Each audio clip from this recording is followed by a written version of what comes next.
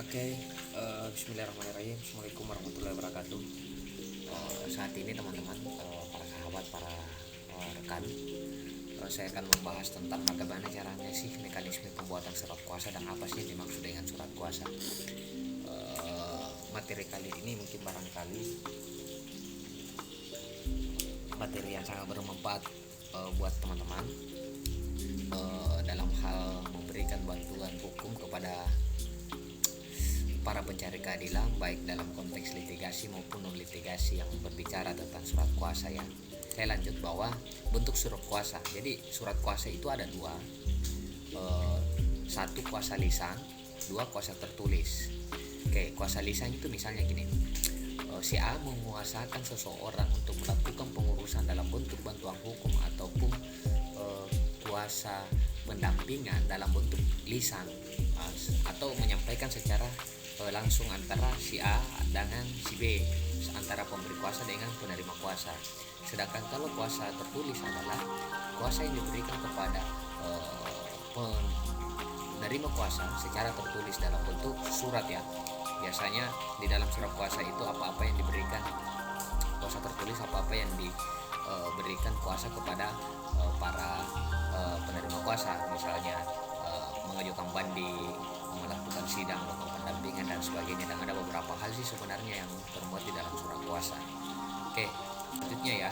Jadi kuasa lisan adalah kuasa lisan jarang dilakukan dalam praktek karena tidak ada bukti otentik. Jadi pada intinya kalau kuasa lisan itu tidak mempunyai bukti otentik, tidak ada jaminan kepastian hukum baik bagi kuasa maupun bagi penerima kuasa, dan tidak ada batasan kewenangan mengenal hal yang dikuasakan. Jadi kalau kuasa lisan itu tidak mempunyai yuridiksi kewenangan, tidak ada batasan kewenangannya, sehingga kuasa lisan itu jarang dilakukan untuk kemudian pada saat dilakukan persidangan atau secara berpraktek. Jadi biasanya kalau sidang di pengadilan ataupun melakukan pendampingan hukum baik di tataran kepolisian, kejaksaan maupun di pengadilan, itu biasanya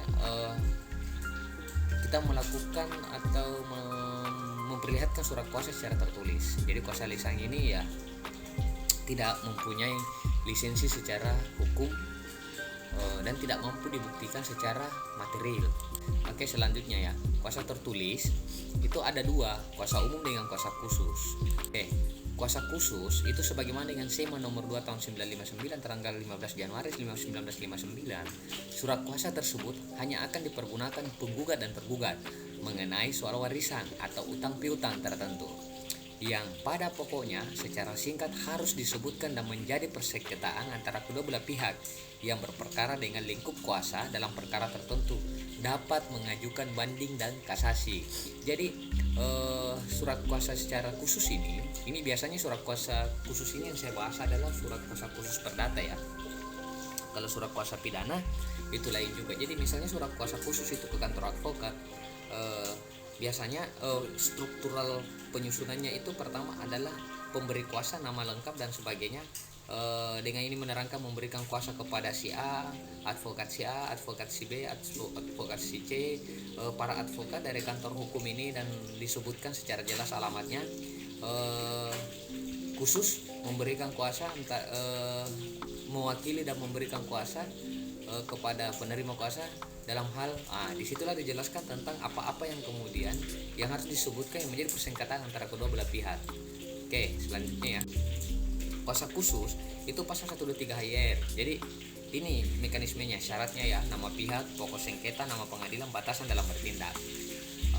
Tetapi dalam surat kuasa ini saya selalu menyampaikan sama teman-teman bahwa jangan lupa memasang hak retensi dan hak privilege ya. Jadi hak retensi itu dan hak privilege maupun hak honorarium yang kemudian diberikan kepada pemberi kuasa kepada penerima kuasa, khususnya bagi teman-teman advokat. Oke, selanjutnya itu nama pihak. Apakah pemberi kuasa merupakan perorangan? Apakah memberi kuasa berbadan hukum atau tidak? Berbadan hukum, kita akan jelaskan. Objek sengketa, secara uang persengketa yang dianggap merugikan hak perdata dikarenakan dua hal, uang prestasi misalnya atau cedera janji, atau PMH yang biasa dikenal dengan perbuatan melawan hukum. Selanjutnya adalah wilayah pengadilan. Telah saya bahas tadi bahwa ada namanya eksepsi absolut, ada namanya eksepsi relatif pasal 118 HIR. Nah, di mana poinnya ada 5, yaitu jika tidak mengetahui tempat kediaman, eksepsi relatif ini ya. Jika tergugat lebih dari seseorang, jika tergugat atau sama lain sebagai perutang utama dan penanggung, jika tempat kediaman tergugat tidak diketahui, jika gugatan terhadap barang gelap. Jadi misalnya itu kalau dalam gugatan cerai atau gugatan cerai talak maupun permohonan cerai gugat, ketika yang digugat atau yang dimohonkan itu tidak diketahui alamatnya, biasanya kalau di pengadilan agama sih biasanya ada namanya gugatan gaib ya. Jadi itu juga diatur dan tertera dalam peraturan perundang-undangan. Lanjut ya.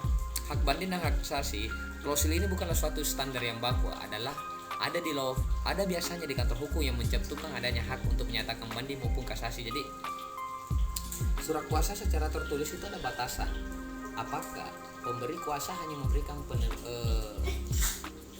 suatu kewenangan atau surat kuasa kepada si penerima kuasa, itu batasannya hanya sampai pengadilan tingkat pertama misalnya, tetapi menyatakan banding dan kasasi dan sebagainya itu tidak.